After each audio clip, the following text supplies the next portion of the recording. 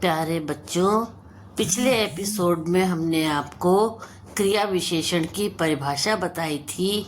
यह बताया था कि क्रिया विशेषण क्या होते हैं। आज हम आपको क्रिया विशेषण के भेद बताएंगे कि क्रिया विशेषण कितने प्रकार के होते हैं। पहला, कालवाचक क्रिया विशेषण। जो क्रिया के समय को बताता है वह कालवाचक क्रिया विशेषण कहलाता है। काल का अर्थ होता है समय। उदाहरण, आज, कल, अभी, शीघ्र, प्रतिदिन, यह सब समय बताने वाले शब्द हैं। जैसे वह आज स्कूल गया। वह स्कूल गया। कब गया? आज। आज समय बता रहा है, इसलिए आज कालवाचक क्रिया विशेषण कहलाएगा। हमें प्रतिदिन व्यायाम करना चाहिए। व्यायाम करना चाहिए। कब करना चाहिए? प्रतिदिन।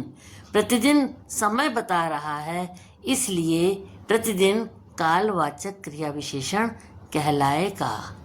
दूसरा, स्थानवाचक क्रिया विशेषण। जो क्रिया के स्थान या जगह को प्रकट करते हैं वह स्थानवाचक क्रिया विशेषण कहलाते हैं। उदाहरण, यहाँ, वहाँ, सामने, बाहर, ऊपर, यह सब शब्द स्थान के विषय में बताते हैं, इसलिए ये स्थानवाचक क्रिया विशेषण हैं। जैसे वह यहाँ बैठा है। वह बैठा है। कहाँ बैठा है? यहाँ। यहाँ स्थान है, इसलिए यहाँ स्थानवाचक क्रिया विशेषण कहलाएगा। मेरे घर के सामने एक मंदिर है। एक मंदिर है। कहाँ है? मेरे घर के सामने। सामने स्थान बता रहा है, इसलिए सामने स्थानवाचक क्रिया विशेषण कहलाएगा। तीसरा, रीतिवाचक ढंग बताने वाले क्रिया विशेषण।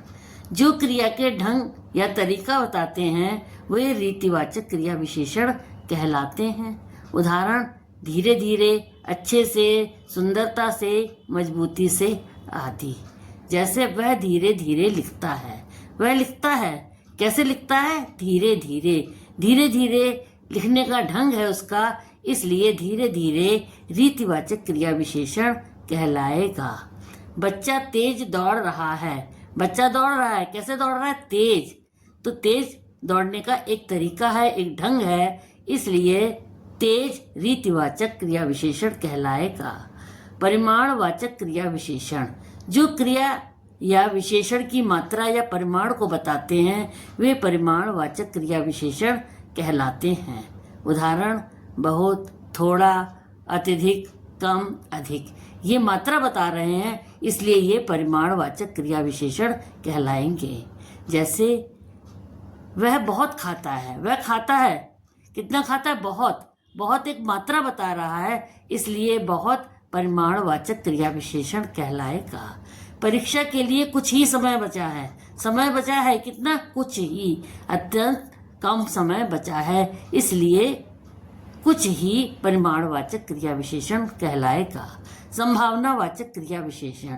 जो किसी काम की संभावना या अनुमान बताते हैं, इसमें संभावना रहती है, इसलिए ये संभावनावाचक क्रिया विशेषण कहलाते हैं। उदाहरण, शायद, संभवतः, कदाचित। जैसे वह शायद परीक्षा में सफल होगा। वह परीक्षा में सफल होगा। शायद, पता नहीं होगा भी या नहीं, संभावना है, इसलिए शायद संभावनावाचक क्रिया विशेषण कहलाएगा। कल बारिश होने की संभावना है। यहाँ संभावना है, इसलिए संभावनावाचक क्रिया विशेषण कहलाएगा। निषेधवाचक क्रिया विशेषण। जो निषेध या मना करने का भाव प्रकट करते हैं वो निषेधवाचक क्रिया विशेषण कहलाते हैं। इनको पढ़ने से ही समझ में आ जाता है कि ये मना कर रहे हैं। उदाहरण, नहीं, कदापि नहीं। जैसे वह स्कूल नहीं गया। वाक्य में नहीं आया, इसका मतलब निषेधवाचक क्रिया विशेषण है। तुम वहाँ कदापि नहीं जाओगे। नहीं आने से यह भी निषेधवाचक क्रिया विशेषण है। प्रश्नवाचक क्रिया विशेषण। जो प्रश्न करने के लिए प्रयुक्त होते हैं वह प्रश्नवाचक क्रिया विशेषण कहलाते हैं। इसमें प्रश्न पूछा जाता है। प्रश्न पूछने के शब्द हैं कब, क्या, क्यों, कैसे, कहाँ, आदि। जैसे वह वहाँ क्यों गया। वह वहाँ गया, लेकिन क्यों गया? क्यों प्रश्न पूछा जा रहा है, इसलिए ये प्रश्नवाचक क्रिया विशेषण कहलाएगा। तुमने ये पुस्तक कहाँ से खरीदी? कहाँ से खरीदी?